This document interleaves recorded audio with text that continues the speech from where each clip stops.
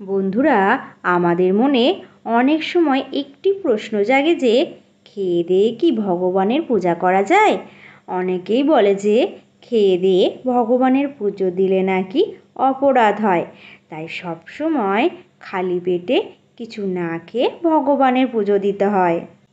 আবার অনেকেই বলে যে ভক্তিই সব, খেয়ে দিয়ে পূজা দিলে কোনো অপরাধ হয় না।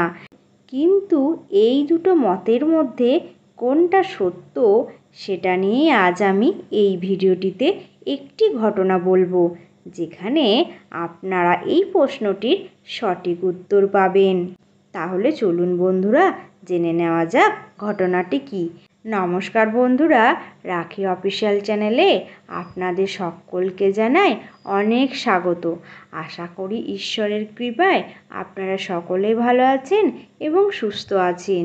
চ্যানেলে যদি নতুন দর্শক হয়ে থাকেন তাহলে অবশ্যই চ্যানেলটিকে সাবস্ক্রাইব করে নোটিফিকেশন বেল আইকনটি অন করে রাখবেন নতুন নতুন এরকম আরও অনেক ভিডিও দেখার জন্য।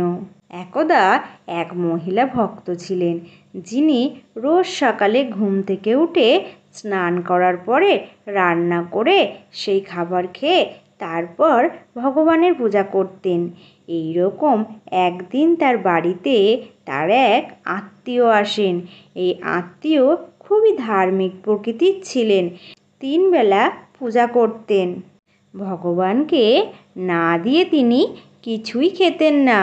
এই আত্মীয় যখন দেখলেন যে সেই ভক্ত মহিলা খেয়ে দিয়ে ভগবানের পূজা করছেন, তখন সে অত্যন্ত রেগে যান এবং সেই মহিলাটিকে বলেন যে, তুমি কি জানো না যে খেয়ে দিয়ে ভগবানের পুজো দিতে নেই?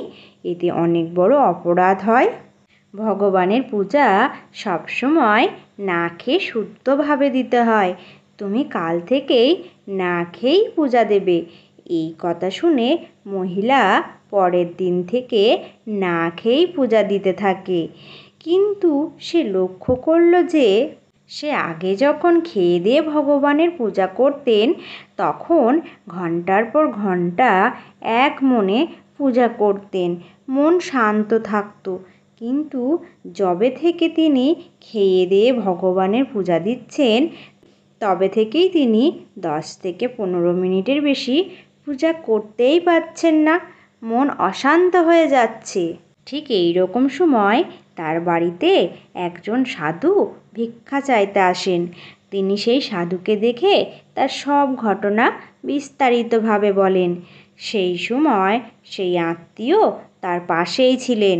সাধু তার সব কথা শোনার পরে বলেন যে পেটে যদি খিদে থাকে তাহলে ভগবানের দিকে মন দিবি কী করে? মন তো বারবার পেটের দিকেই যাবে। ভগবান ভক্তের ভক্তি দেখেন, নিয়ম কানুন নয়। তোর যদি খেয়ে দেই ভক্তি ভালো হয় তাহলে তুই তাই কর। এবং এরপর থেকে সে খেয়ে দেই আবার পূজা করতে থাকে। শ্রী রামকৃষ্ণদেবও একবার বলেছিলেন, তুমি খালি পেটে পুজো দিতে বসলে এবং মন তোমার ঈশ্বরের দিকে না গিয়ে খাবারের দিকে চলে যায়, এতে কোনো লাভ হয় না। এর চেয়ে খেয়ে দিয়ে শান্ত মনে পুজো দেওয়া অনেক ভালো। কারোর যদি খেয়ে দিয়ে মন শান্ত হয়ে ভগবানের প্রতি ভক্তি আসে, তাহলে তাই করাই ভালো।